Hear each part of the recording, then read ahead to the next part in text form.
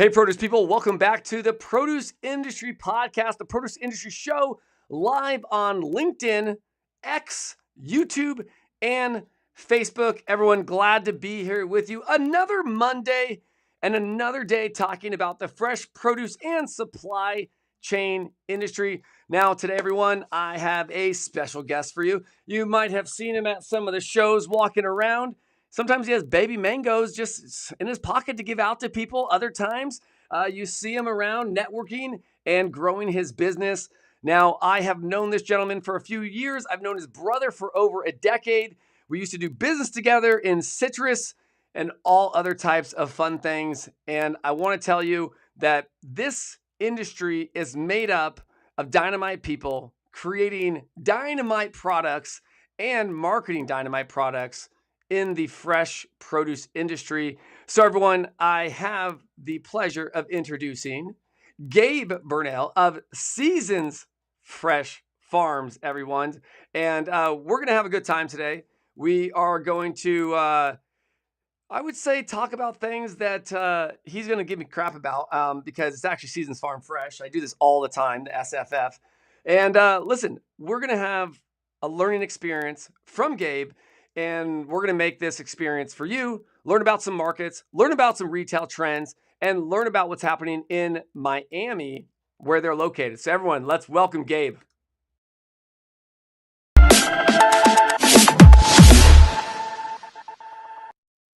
All right, give me crap. Go ahead. Hello.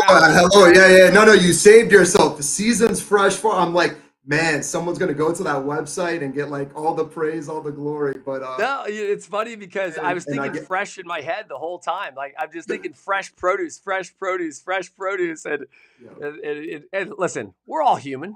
Yeah. The beauty of SEO, if they type in those three words, will come up anyway. So it's all there. Good. It is. Seasons Farm Fresh, but everything is fresh. But Gabe, man, great to have you on, man. Listen, we've talked about this. I'm like, man, when are you ready to come on the podcast? You were like, not yet.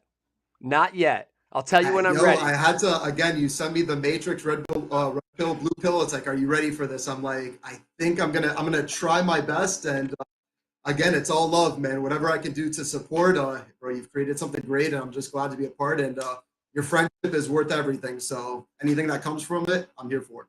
I think that's one of the main things, man. And that's what we kind of talked about in the beginning was you and I met about 2018, probably the end of 2019. I remember actually trying to get a hold of your brother, Nick, and I couldn't. So I ended up getting a hold of you. You're like, hey, what's up? What do you need? I'm like, well, who is this? He's like, I'm Nick's brother. And I was like, oh, well, I'm Chris's brother. So it was like, bam, my brother was in it. Your brother was in it. And yeah, dude, it's one of those things where we were trying to, I say peddling citrus because we were moving California citrus over to Miami and then having it rebagged, and not rebagged, but actually rebagged in the specific retailer or mom and pop's bag. So it's just crazy where we were then and where we are today. I mean, even Nick, I was great seeing Nick, man, at SCPC this year when we did the yacht tour. That was fun, man. I haven't seen him in a while.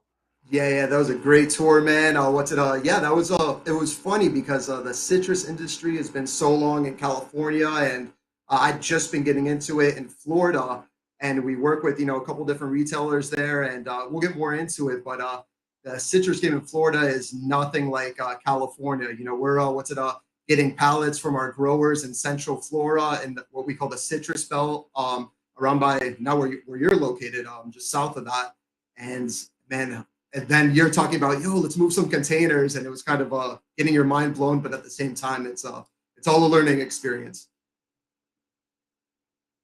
And you know me, man, I'm like, let's figure it out. Like, yeah. I'm always like, I'm not trying to push, but I'm like, let's figure it out. Like if there's a way to do it, I'm like, let's figure it out. Let's try it. I mean, if you know me, I'm one of the guys that I'll try something, and if it doesn't work, that's okay. But at least we tried it and we know the supply chain didn't work, or maybe it was the customer, or, who knows, you know what I mean? So I love what you're doing, man. I always hate being like, hey, so what do you do? But I think we just at least give the origin story very quick to everyone. We want to know, like, if you're thinking to yourself, because one, you're like, well, what's that company's name? And you're like, well, Pat messed it up. No, it's Seasons Farm Fresh, everyone. What is my company's What name? is it is, but Who am I? let's give them a little bit of an overview. Give our listeners. I know some of the listeners saw you on the yacht. They've seen you and me hanging out at some of these shows together, and we've introduced each other to other people. So Mhm. some people know you, but let's give them the quick origin / 30,000 foot overview of the company, man. Yeah, my name's Gabe Bernal from Seasons Farm Fresh. We started in 2010. I think we officially registered the LLC in 2011. Grew up Florida, Miami native. What's it started when we were younger, selling on Chrome. Green skin avocados and lychees. If you're not familiar, from Miami, Florida, we grow everything from longans, different types of guavas. If you've ever been to Miami and had a pastelito, you probably had one with guava. That's one of the items we grow too, a lot in Mexico as well. But yeah, this tropical climate it's always been something I've been around. When I was younger, everyone can relate to climbing trees. If you're a young boy, we would climb mango trees and sell those for $1 a pop on the side of the street. Full circle came back. My brother's father-in-law had lychee groves, and he was selling to different packing houses, and he's like, oh, can you sell some stuff? I was in Jacksonville at the time. My brother's like, oh, do the bookkeeping for me. I'm like, yeah, whatever, I'll help you out with that. Long story short, I wanted a reason to move down to Miami. I got a part-time job, and me and my brother started building this business on the weekends, and literally before our 9 to 5s, we would be down at the Miami Produce Center and down at farms from 5 to 8 a.m. Started doing that, got into importing items, our first item being soursop, which, if you're not familiar with that fruit, it's a part of the Annona family, similar to sugar apple. Our main thing is we do a lot of exotics, tropicals, and we're trying to bring more awareness to fruits besides your average apple and orange, which we still do. But at the same time, I'm just so used to the U.S. being a melting pot, and that's something that's growing more and more. So a great place to learn and build your business was Miami, because it's a central hub, and from there we kind of grown it to doing different imports. We're getting into our summer tropicals. We'll talk about that later on. But yeah, I mean, I just love the city and I love the industry.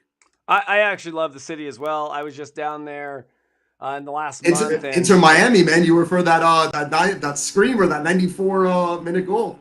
yeah, listen, I like Miami. I like Miami. I do. You know what I mean? And let's talk soccer for a second. But I'd rather go watch Miami play than Orlando City. Oh man, yeah, but it's a switch, man. Before we had before Inter Miami was even a thing, man. I had a bunch of buddies in Orlando and saw Kaká play. But again, now with Messi, it's you kind of have like the LeBron James, Michael Jordan, whatever you want to consider him, but one of the greatest of all time is now in our city, and he's just Yeah. so. I mean, again, it's a great thing to be in Miami, even though the stadium is in Broward, but they're building at the old Melreese Park golf course.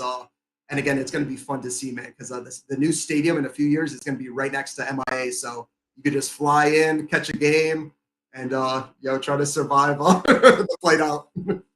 Yeah, I agree. I 100% agree. And I've seen Orlando City games. I've seen Kaká play. As you know me, man, I travel a lot, so I definitely am well versed in going to soccer stadiums. From LAFC to LA Galaxy to Atlanta United.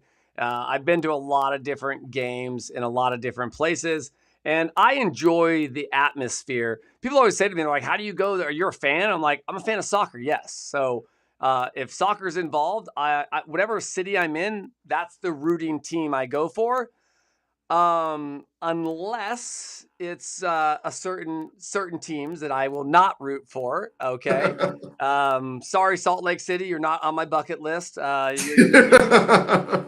Sorry, Colorado, you're not on my bucket list. You are too big of competitors to LAFC, and Jehoon would kill me if he caught me at a game rooting. He'd be like, "We got him.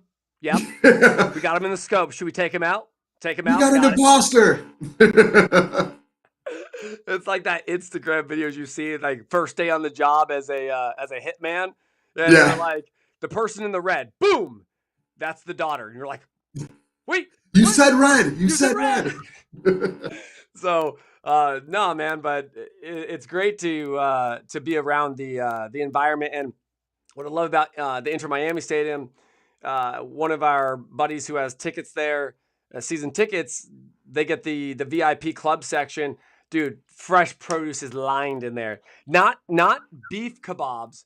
They got fresh produce kebabs, man. Like, so you could walk in and you'd be like, what? Eating strawberries, pineapples, cantaloupe. And that's what I love. They're always doing new things. And a lot of these stadiums are having their own corporate chefs now that are really creating an experience and what the players want too, because these players don't eat trash. They don't. They Yeah, don't. and We all know this. their bodies are temples, man. And yeah, I'm glad you got to experience. I mean, I haven't done Inter Miami yet, and I live in Miami, so How your dare you? of course, way better than mine. But that is something. The beauty of Miami. That and I do recommend people if they come down. It's not as nice as Hunts Point and other like terminal markets, but Miami Produce Center. It's like if you want fresh avocados, it's like a lot of it is you see chefs go there. And man, I remember seeing Giorgio Robicavoli, a chef from Eating House, like his team was like there. It's like, yo, we're buying stuff that we need to cook today. We're short on this. And yeah, Miami, no matter where you go, you're going to see, papayas. You're going to see, during the summer, you're going to see lychees. You're going to see fruit you might have never seen anywhere else in the country. But just because of the proximity of where the farms are, we have, again, there's a Redlands in California, but there's also a Redlands agricultural area down here. So it's just very cool. Like when people come down, they're like, man, I'm like trying all these new fruits and stuff. And it's like, yeah, that's a Tuesday to me, but like, I'm glad you're having this experience and you're going to tell people. They're like, that was lunch. But hey, listen, I Yeah, get it. yeah, exactly. Yeah. You never Well, want to like, what's it downplay because it's like, I don't know who. Man, I was at what's it, Viva Fresh, and I remember I was eating at what's it, Papa Do's, and there was a woman next to me, and I'm like, oh, like I was with a client who does our logistics, and we were bringing some Altaufos over, and she's like, oh, what is that? I'm like, oh, it's a mango. What's your favorite type of mango? And she says, I've never had a mango before, and it just. what? But again, you never know What? people's background. So it's like, I kind of dug deeper and I'm like, oh, where do you shop? She's like, oh, I go to Kroger. And I'm like, man, if Kroger doesn't have mangoes, like I'm going to talk to Pat. It's like, yo, do you know Like, anyone Kroger? Houston, we have a problem if Yeah, there's no yeah, there's a mangoes huge at Kroger. problem. But I want to be real with you. I was talking to my buddy Ross the other day and just talking about the Midwest and talking about mangoes and dragon fruit. And he's like, it hasn't made it up here. It's not as popular. And Yeah. it's crazy because you're sitting there going, why? But it's true. I mean, even in Canada, I went to Buffalo, went through, Vancouver. And if you go to their stores, yeah, it's like you'll find bad tropicals there because they're not as educated as much on how to cook with it, how to use it, how to cut it. So I definitely think there's a big education factor in that, and that could lead into what we're going to talk about next, which is the consumer spending, right? Yeah. And the retail dynamics. They're completely shifting with exotics and tropicals. Am I right? Yeah, I think it's a matter of, I mean, there's stuff in the news how, Dole's starting to do dragon fruit and now mango. And hopefully it doesn't become a thing where they like, these big companies kind of come down and, I don't want to say like, overserve the market where it's like, it becomes a commodity and it's not as exciting. But it's great that you have these cities, like you said, Buffalo. I was meeting with some retailers in Rochester and Buffalo and it's the tropicals are getting up there. It depends on where they're sourcing from. A lot of stuff comes out from Chicago to serve the Midwest, but it is something where you are seeing it grow. It just hopefully like it's going slow and steady. The worst thing I would like to see, because again, we specialize in exotics and tropicals, is someone come in and flood it and just make the market like okay, like now a dragon fruit costs uh, 50 cents. I mean, I'd love to see it, but I'm just thinking about because we started working with farmers, and I mean, you work with farmers, and that just wouldn't be good for the longevity of it. Because you tell a farmer, like, True. hey, move all your volume, but we're paying this amount of price. And it's like, wait, that doesn't even cover my, like, fertilizer, or things like that. So it's slow and steady.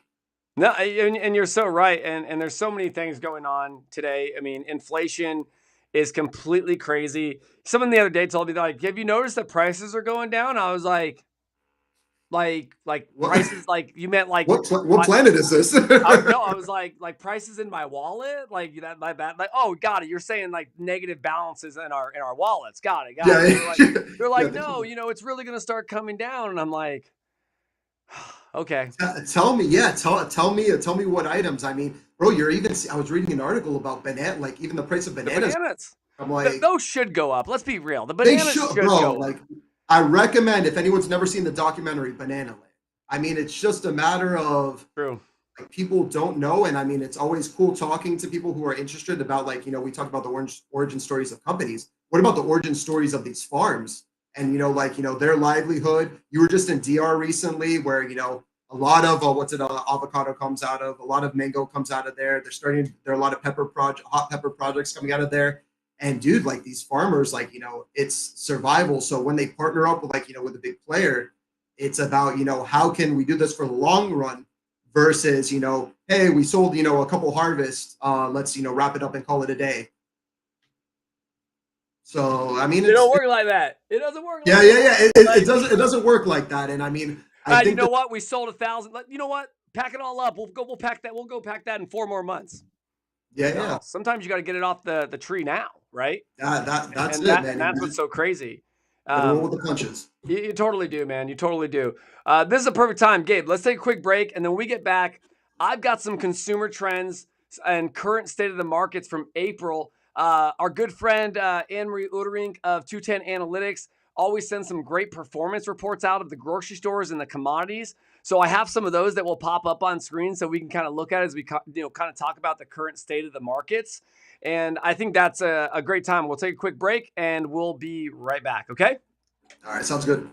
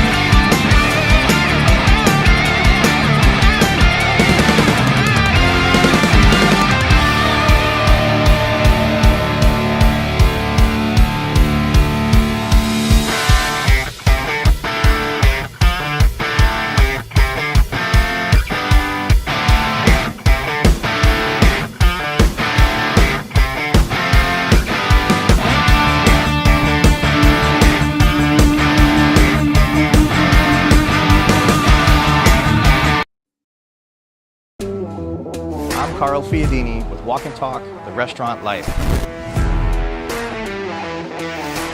If you follow the show, thank you. We really appreciate the support. If you don't follow the show and you're a foodie or a chef or you're into the restaurant world, this is your home. Check us out. We sincerely appreciate it.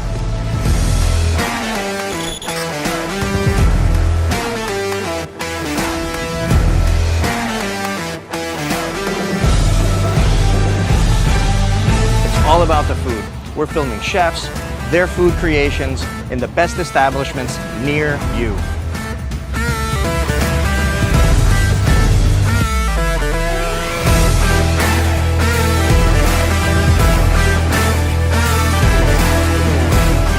All right, so let me tell you where you can find us. We're on YouTube, we're on Newsbreak, we're all over the internet.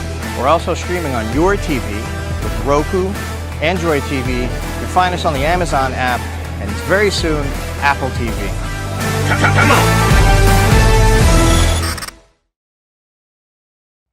Boom! Welcome back to the Produce Industry Podcast. Everyone, always great to hear from Dynamite sponsors creating dynamite content for you. Everyone, it always makes me hungry listening to Walk and Talk, the food they prepare. And guess what?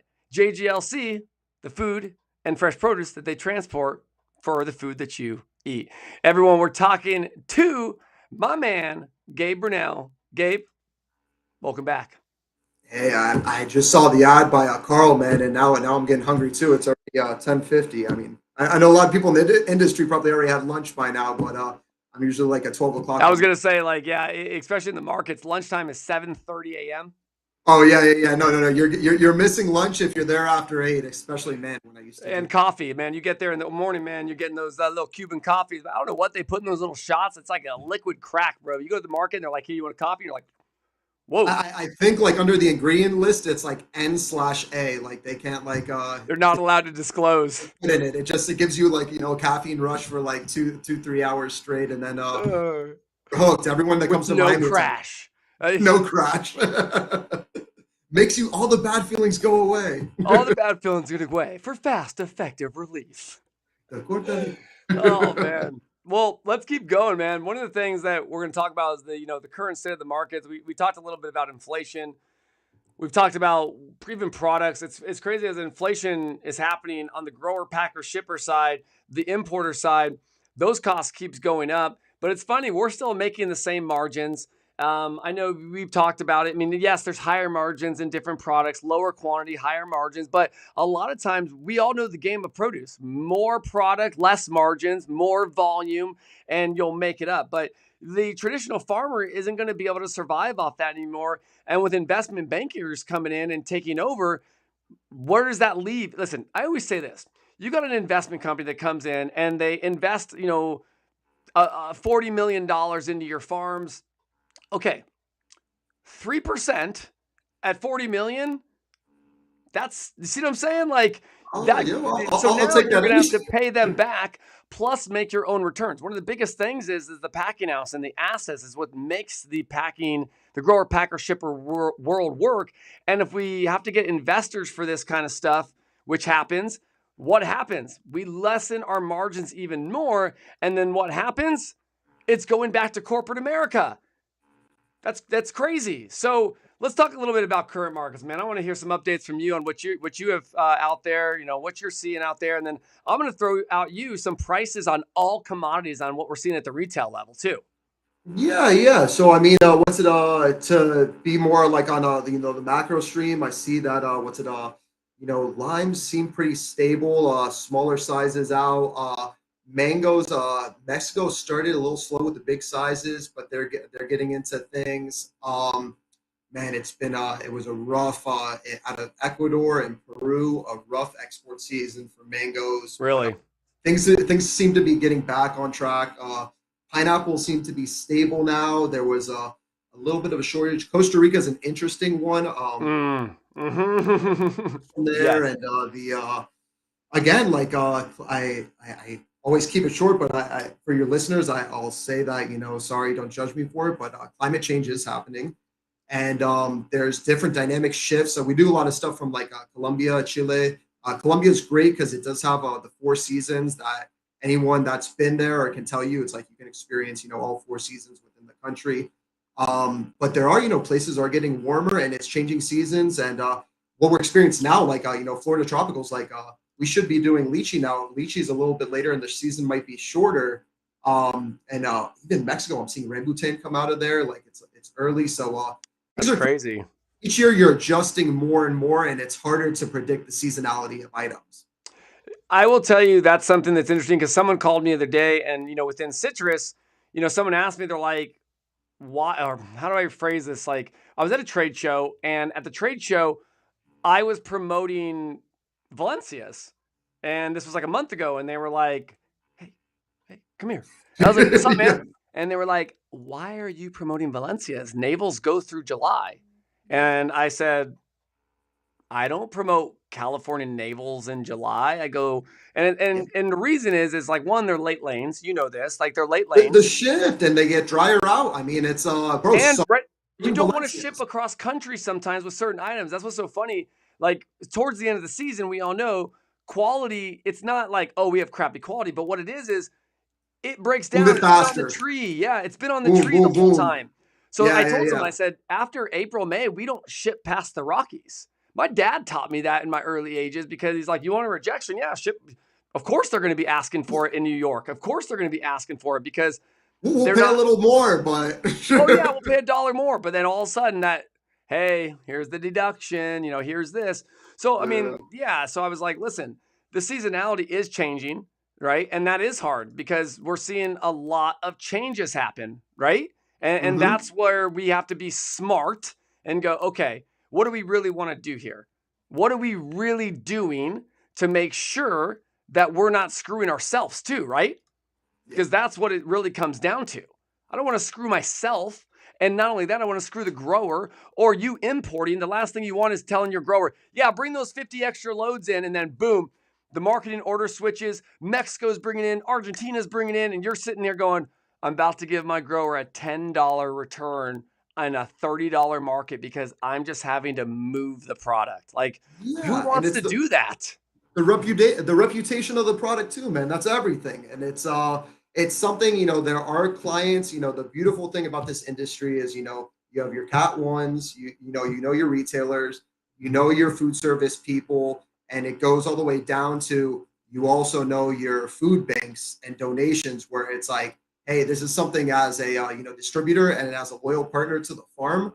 Sometimes we're just gonna have to, eat that loss just to save the integrity of the product. Because if we start shipping out bad stuff, people are going to notice or people are going to have that memory. And, sometimes I can't remember what I ate for breakfast, but I can tell you, a year ago, oh man, we had a bad season in this month or March. Like I think of, we do, we're starting to do a lot of green mango now. And there's, now I have to calculate, it's season by season. Oh man, if we ship, if we send a container, and fortunately, like, where we're sending, it's not that long of a trek, but it's like you have to estimate like, oh, if this comes out comes in a week or two later, I'm competing with these other markets. And again, that's going to only impact the grower. So, as long as you keep in the back of your head, the bottom line is like, how do I keep my grower happy for the long run? Sometimes you're going to take L's, but as long as they're mostly wins, you just, as I said before, roll with the punches. Yeah, I agree with that. I mean, you got to have the wins. Let's look at some products here, and I'm gonna let's do I didn't bring. this. Boom.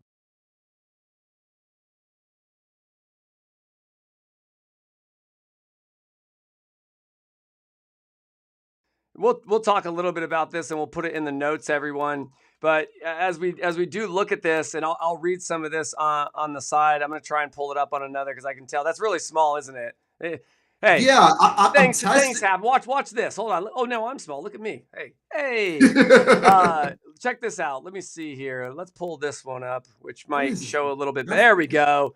A lot better. Let's look at this, and if you see prices of fresh produce sales, meat, seafood, and many other departments, fresh produce continues to show a year-on-year improvement in dollars, units, and volume, despite a lot of the Easter-related sales. So this is obviously a close of April. But if you look at the total fresh produce, dollar size, $7.1 billion. That's an up 2.5% versus year over year. And then a 2-year average is up 5.1%. So if you look at the overall category of fresh produce, it seems to be doing very good on the consumer sales side. When I say consumer sales, actually like purchase rates, right? And if you look at even going into 2020, 2021, right? Look at the differences. Dollars versus volumes, those are definitely changing. It's all over the board, and it all has to do with spending power between each generation too, Gabe, because that's one of the biggest issues too, is that baby boomers are still the primary spender, and then Gen Xers. But as the millennials and Gen Z start coming up, they're now worrying about where their dollar is going to be. And check this out. This gives you the top 10 in sales by type of fresh fruit and vegetables. Berries being number 1, right? Grapes, apples, bananas, avocados, melons, mandarins, oranges, pineapples, and mixed fruit. There's a lot of change between year over year. There's some negatives in there. There's some good positives. I see mandarins growing 14%. I'm not sure if that's U.S. sales, though, because there is a lot of more imported fruit coming in. On the mandarin side, you got the Oris from Israel, the Peruvian, the Muricots. Yep. All over the board, man. So there is a lot going on, with what's happening. Then you got your fresh vegetables. I took it down so we can see us, but you got tomatoes, potatoes, lettuce, salad kits, onions, peppers, cucumbers, carrots, broccoli, mushrooms. Again, that accumulates 3.4 billion in sales in April for fresh vegetables, 3.6 billion in sales for fresh fruit. That is amazing, with top absolute dollar growth in grapes, avocados, and mandarins for the top three. And the parameter of the departments, either, look at the meat department, April 2024, 7.6 billion. Produce department, 7.1 billion. We're right Yeah, there. man. We're And right dude, it's there. great to see, man. And when you see a good, I'm trying not to drop any like retailer name, but man, there's certain like in Texas, like certain retailers, like where you're walking in and produce is usually, the first department when you walk in. I've just always been used to that. Growing up like Publix, that was one of the things. And on the chart that you saw, I always like to comment. 2021, you give a little asterisk, and you hope the years will be like that because of COVID. People eating we were talking earlier about off the podcast about ginger, and man, the rise in ginger after like people learning. And I hate to say it, but it's like, wow, if I start putting better foods in my body, like fruits and vegetable, I might live longer. I might not have to worry about getting sick. So, Hey, extend your own shelf life, bro. so 2021, like those are like great figures. I think of like our citrus, like how many bags of citrus we were using for like, specialty supermarkets, because the Hispanic consumers always used to, that jugo de naranja when they wake up with the cortadito, which is a crazy acidic, like, nightmare in your stomach. But I feel like the Hispanic population has kind of, built built a stronger stomach because of those items that those staples that we consume. But it's just a crazy thing that you saw the big spike, it went down a little bit, and it's leveling off, but it's leveling off at a higher level. So I mean, Yeah. for our industry.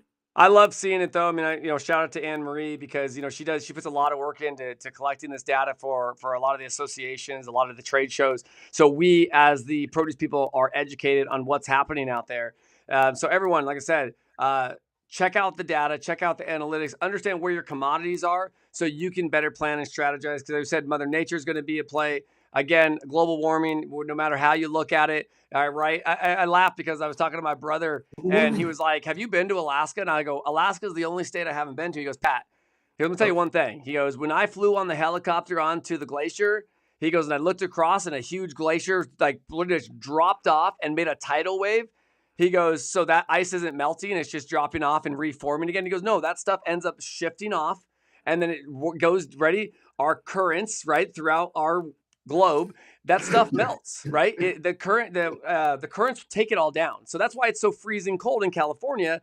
You're getting a lot of the currents that are coming down from Alaska, Yeah, the wind with gust. cold glaciers. So yeah, there's so much going on, but definitely need to do the research to understand your commodity. And speaking of that, as we start to close this out, Gabe, what's coming into season 4 for you guys? Yeah, I mean, a big thing. That we support? It used to be one of our stronger points. It still is a strong point, but the volumes come less and less. With citrus greening and different things because of heat. There are more pests coming in, but Florida tropicals. I highly recommend. You're down in Florida. Ask about? In spring, May, June. We got lychee. It'll probably be a 4 to 5 week season, but it's going to be strong. Mangoes. Will probably be at, I hate to say it, but like 50% capacity what we were last season. But good. Wow. Last season was great. I remember reading, and I don't know how accurate it is now, but there were 240 different varieties of mango growing in Florida alone. And that I used to like, man, that was only in like, Homestead Redlands, but then traveling up, going by Tampa, like, man, near Lake Okeechobee, there's people growing. We got longans, summer tropicals and exotics. The best thing I could say is, when you go shopping, in the Southeast region, the more metropolitan areas, because I mean, our business services all the East Coast, and my big thing, there's nothing that makes me happier than going somewhere like Boston, Philly, and seeing a dragon fruit, seeing seeing lychee, seeing rambutan, because it's it is expanding because people do want to try new things, and I would say now, you have that, and then for the imports, we do a lot of chili, so we have cherimoya coming up. And because you have the spring winter side of things, like on the other side of the equator. So there's a lot of good tropicals and exotic fruit coming out, and if you're willing to, always tell people, explore your palate, try something new. And if you don't like it, I know some people who say, oh, white dragon fruit's too bland. Have you tried a purple haze dragon fruit? Have you tried a red dragon fruit? I mean, it may look weird because coming out the other end, it looks red. And I always joke with people that they're like, oh, what's okay? You ate a red dragon fruit, but what do you think? And it's again, food is an experience, just like it is. Podcast, man. That's what it is. That's what we live by. So I agree with you, man. I'm a yellow dragon fruit guy. And people are like, oh, the seeds are too big. I don't like it. And I was like, that's fine. And then I've learned over time and shopping at grocery stores. Like I went to Gelson's when I was in Southern California, and they had a mixture of cut dragon fruit, cantaloupe, honeydew. And I was like, this is interesting. So I bought one. It just made the whole flavor profile better, man. And then it's like, what do you do if you don't want to eat all of it? Throw that all in a blender, right? Put some protein in there. Boom. Make a juice, make a smoothie, man. Tell me real quick, what is that farm or right in Homestead where you can get those dragon fruit smoothies? There's like this. Oh, Robert is here. There it is. I've been there a few times, man. The dragon fruit smoothies are on fire. Yeah, we used to do a lot of sour sauce. We still do some like local stuff with them, but they also have connections with farmers. I mean, bro, Brandon, Robert, Rob Jr., great guys. Cool place, man. If you're ever going down to the Keys, I always recommend that last exit off the turnpike. You make a right on on Coconut Palm, I believe. Take that down, and you got to take it down a little bit. Yeah, take it down because it's a middle of nowhere. If you're not familiar with the area, get a smoothie, get some fruit, get a big watermelon, mix that with whatever. Feed some of the goats, like if you got the kids with you, right? Like the goats, yeah, they have the petting farm stuff like that. But it's that's again, not every farm is like that. You don't have chickens. True.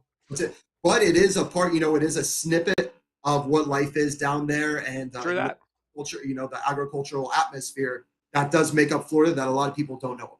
Well, it's sustainability too. One thing I'll tell you, being in the DR, is that my son told me, he goes, Dad, they all live off the land like how people used to live.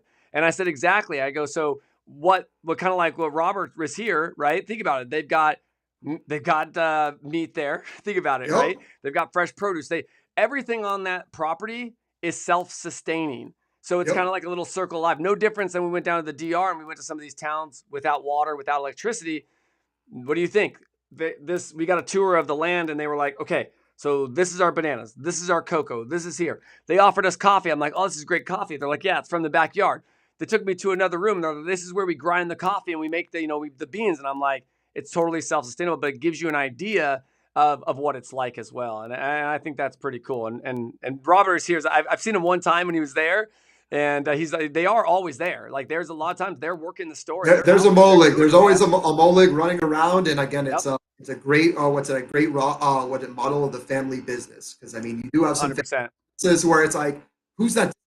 Who's like comes in and out and collects a check? No, there? Definitely not. Has worked from when they were like 4 or 5 years old. I mean, never told DFS about it because it's like, you shouldn't be working at that age, but. Dude, the produce industry, I'm sure you did it with your family and stuff, and it's been picking origins since I was 15, bro.